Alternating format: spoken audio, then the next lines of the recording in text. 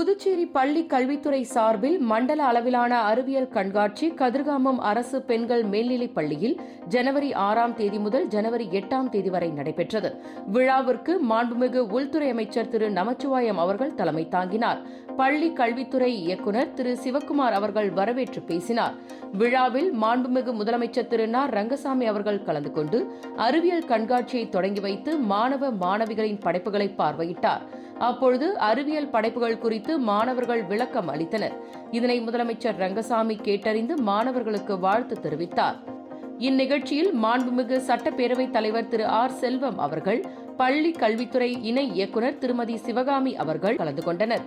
இக்கண்காட்சியில் அரசு மற்றும் அரசு உதவி பெறும் பள்ளிகள் மற்றும் தனியார் பள்ளி மாணவ மாணவிகள் சார்பில் 382 படைப்புகள் இடம்பெற்றன.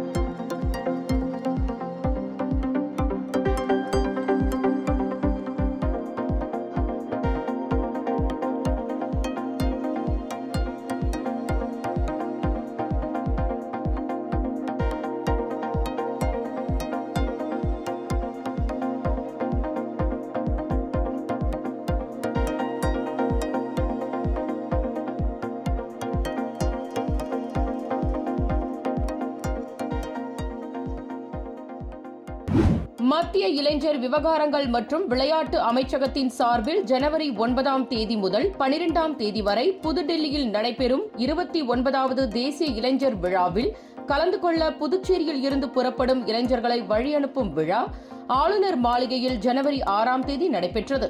மாண்புமிகு துணைநிலை ஆளுநர் திரு கே. கைலாஷ்நாதன் அவர்கள், மாண்புமிகு முதலமைச்சர் திரு ந. ரங்கசாமி அவர்கள், மாண்புமிகு சட்டப்பேரவைத் தலைவர் திரு ஆர். செல்வம் அவர்கள், மாண்புமிகு உள்துறை மற்றும் இளைஞர் விவகாரங்கள் துறை அமைச்சர் திரு ஆ. நமச்சிவாயம் ஆகியோர் கொடியசைத்து வழி அனுப்பி வைத்தனர். இளைஞர் விவகாரங்கள் மற்றும் விளையாட்டுத்துறை செயலர் திரு கிருஷ்ணமோகன் உப்பு அவர்கள், துறை இயக்குநர் திரு சுதாகர் அவர்கள், மாநில பொறுப்பு அதிகாரி திரு சதீஷ்குமார் ஆகியோர் உடனிருந்தனர். முன்னதாக புதுச்சேரியில் இருந்து கலந்து கொள்ளும் இளைஞர்களோடு துணைநிலை ஆளுநர் மற்றும் முதலமைச்சர் ஆகியோர் கலந்துரையாடினர். கலந்துரையாடலின் பொழுது மாணவர்களின் எண்ணங்களை கேட்டறிந்து அவர்கள் இறுதிப் போட்டியில் வெற்றி பெற்று புதுச்சேரிக்கு பெருமை சேர்க்க வேண்டும் என்ற வாழ்த்துக்களை தெரிவித்தனர். வினாடி வினா, கட்டுரை, பேச்சு, ஓவியம், நாட்டுப்புற கலை போன்ற பல்வேறு போட்டிகளில் முதலில் மாவட்ட, மாநில அளவில் பல்வேறு போட்டிகளில் வெற்றி பெற்ற இளைஞர்கள் புதுடெல்லியில் நடைபெறும் இறுதிப் போட்டியில் கலந்து கொள்வார்கள். அதில் தேர்ந்தெடுக்கப்படும் 10 மாணவர்கள் மாண்புமிகு பாரத பிரதமருடன் கலந்துரையாடல் நிகழ்ச்சியில் பங்கேற்பார்கள். நுகர்வோர் விவகாரங்கள், உணவு மற்றும் பொது விநியோகத்திற்கான நாடாளுமன்ற நிலைக்குழுவின் 20 எம்பிக்கள் அடங்கிய உயர்மட்ட குழு ஆரோவில் சர்வதேச நகரில் ஆய்வு மேற்கொண்டனர். இந்தியாவின் ஆன்மீக பாரம்பரியமும் நவீன நகர வளர்ச்சியும் எவ்வாறு ஒருங்கிணைந்து செயல்படுகின்றன என்பதை இக்குழுவினர் நேரில் கண்டறிந்தனர். ஆரோவில்லின் ஆன்மீக மையமான மாத்ரி மந்திருக்கு சென்ற நாடாளுமன்ற குழுவினர் அங்குள்ள உள் அறையில் தியானம் மேற்கொண்டனர். மேலும் மனித ஒருமைப்பாட்டிற்கான இந்த உலகளாவிய முயற்சிகளை அவர்கள் வெகுவாக பாராட்டினர். அதேபோன்று சர்வதேச உறவுகளை வலுப்படுத்தும் ஒரு நடவடிக்கையாக தமிழ்நாடு, கேரளா மற்றும் புதுச்சேரிக்கான பிரிட்டிஷ் துணை தூதர் ஹெலிமா ஹாலண்ட் ஆரோவில் அறக்கட்டளைக்கு சென்று உயர்மட்ட ஆலோசனை மேற்கொண்டார்.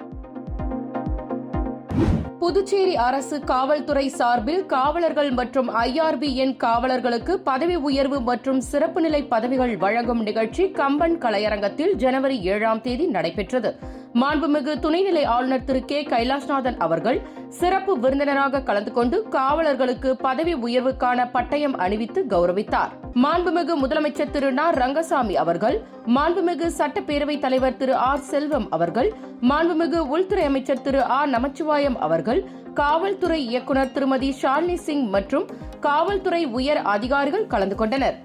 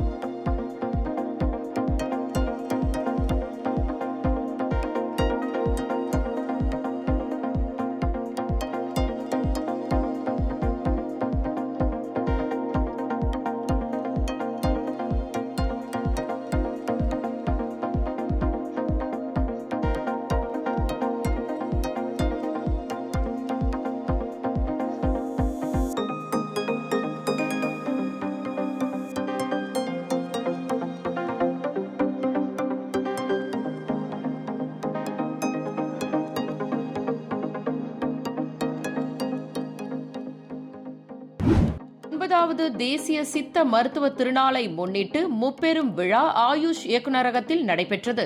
விழாவில் மாண்புமிகு முதலமைச்சர் திரு ந. ரங்கசாமி அவர்கள் இருசக்கர வாகன பேரணியை கொடியசைத்து துவக்கி வைத்தார்.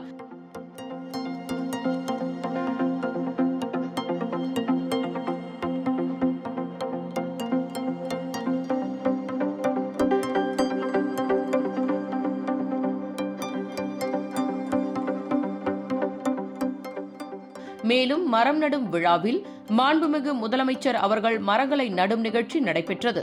மாண்புமிகு சுற்றுலாத்துறை மற்றும் பொதுப்பணித்துறை அமைச்சர் திரு கே. லட்சுமி நாராயணன் அவர்கள், சுகாதாரத்துறை செயலர் திரு யாசின் எம். சௌத்ரி அவர்கள், ஆயுஷ் இயக்குநர் டாக்டர் திருமதி எஸ். இந்திரா அவர்கள் இவ்விழாவில் புதுச்சேரியில் உள்ள அனைத்து சித்த மருத்துவர்கள், மருந்து ஆளுநர்கள், உதவியாளர்கள், ஆயுஷ் இயக்குநரக அலுவலர்கள் மற்றும் பொதுமக்கள் ஆகியோர் கலந்து கொண்டனர்.